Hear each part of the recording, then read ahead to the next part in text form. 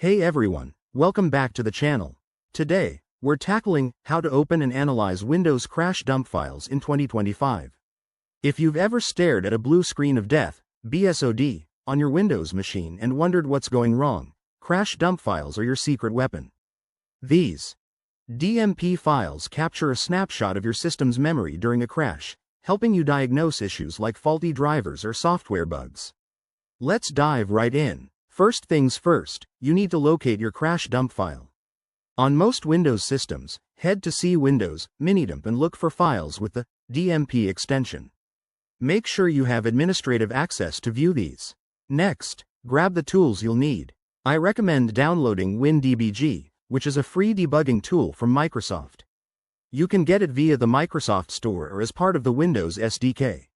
Once installed, launch WinDbg. It's straightforward and user-friendly for beginners. Now, for the main steps.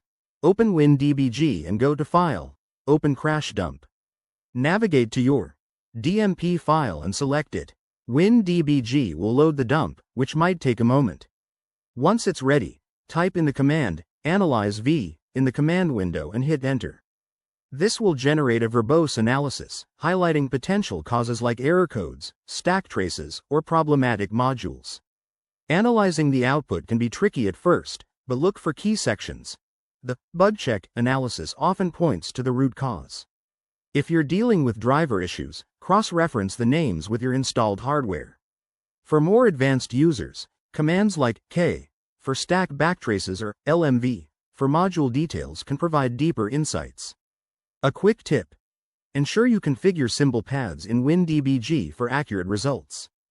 Go to File, Symbol File Path and add the Microsoft symbol server.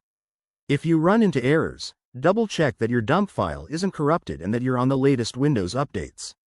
Wrapping this up, mastering crash dump files can save you hours of frustration. Practice on a test machine if you're new to this.